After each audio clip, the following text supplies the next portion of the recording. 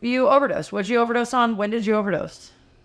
I overdosed many times, but usually they were brief overdoses. People would bring me back up a heroin or whatever combination. Let's talk about the one that changed your life. The one that changed my life was, what happened was I got some money. I always thought money would make better. Right.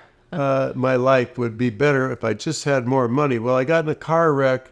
Had been in many, but I had a car wreck in 2000 something, and went to the lawyers and doctors that I was directed to do to get the big check, right?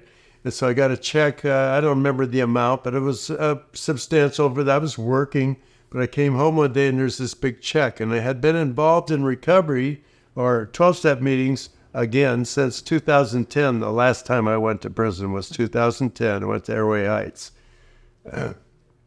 I got out and I worked, and I got I went back to the car dealership, and I got in a wreck that wasn't my fault, and I got a big check, and my brain said it's time to say we got to celebrate. I had been clean. Oh, we need it. Had been clean for 3 years at that point. Okay. I was working with my sponsor, going to meetings, but really not doing any step work or really doing any real introspection other than just neck talk at meetings.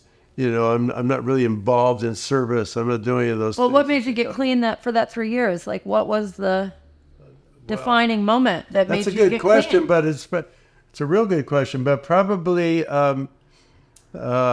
the fact that maybe prison was beginning to work, or So was those it a other result things. of prison that you got clean the first time? I don't want to give that much credit to prison. It was the Well, it's- cumulative effect of So all when- those things. Right. So when I say that, that's not to say, oh, prison helped me get into recovery. No, I That's not understand. what I'm saying. Like, I understand. Prison does create a respite sometimes and a fertile ground for us to make choices to benefit our lives. And so is that when you got clean, when you were locked up? I was going to meetings when I was locked up. I wouldn't say, well, I definitely got clean. It was that respite, Yeah. but only for short periods of time, because by now what's happening is I'm getting busted for violations. Yeah. And when I'd get busted for a violation, I was also using, obviously, I can't show up for the UA. So it was so ridiculous and redundant at one point that the same cop in Shoreline arrested me 3 times in 1 year. And on the last time, he didn't even ask me where the dope was. He went up under the radio in the van and got it out from behind there. It was probably just an 8-ball or a 1/4 ounce or something of coke. But he didn't even have to ask me to shake down or where's the dope or any of that. He already knew. And that's how bad it was getting. And so I would just get high the first day out of whenever I would go in. And back then you could go get on a violation for a short time, very short time. You might just go to jail and get out in 60 days or whatever, or go back to prison for 60 days and get out. But I would always get violated, then get a new beef, and I would travel a lot from King to Snohomish and back again because both counties operated differently, had customers in both for the dirty business, so I could go back and forth. And I would usually end up violated with a new beef for possession or with intent, and go back to court go to court in King, get sentenced and go to Shelton, wait to get classified, and before the 6 or 8 weeks it takes to get classified at Shelton, be brought back to Snohomish for the one up there.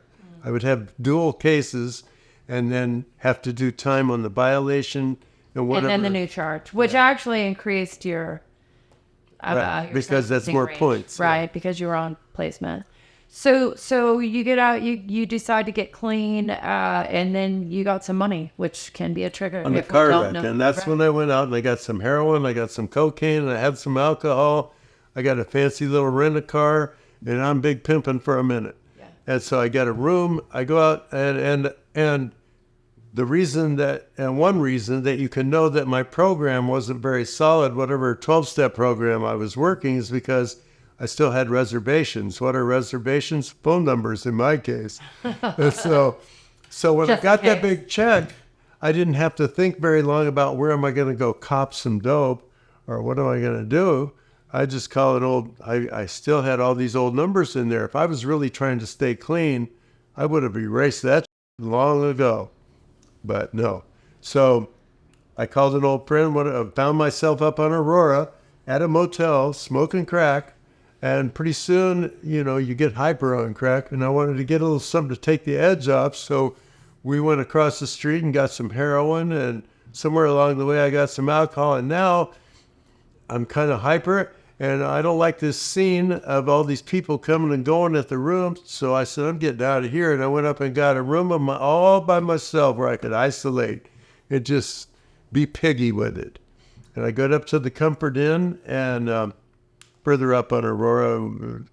Anyways, somewhere during the night, remember I have been clean for 3 years up until this point, I decided to do a muscle hit. I'm invincible in my mind, so a muscle hit never hurt me.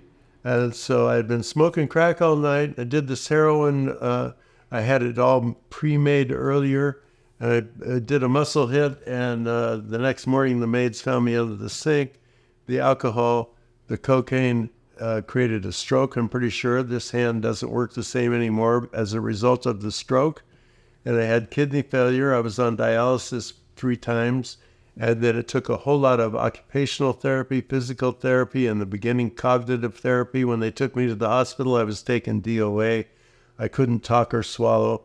And I was intubated and stayed that way for a long time. Then eventually they sent me from Northwest Hospital to University Hospital, and they have a gym on the 8th floor with a really awesome team of physical therapists, occupational therapists, and so on. And they, maybe God, maybe the staff at the hospitals, whatever, but definitely the staff from there helped me get the mobility that I am blessed with today. And that was a little over 10 years ago. Yeah, and I went to physical therapy, occupational therapy for long after I got out of the hospital, 1.5 years or so. They had me doing things like picking up buttons and putting them in a soup can. This hand still doesn't have the ability to pluck a dime up like you would. Or whatever. It doesn't connect with the brain as a result of the stroke like it used to. So I get a daily reminder that substance doesn't really work for me anymore.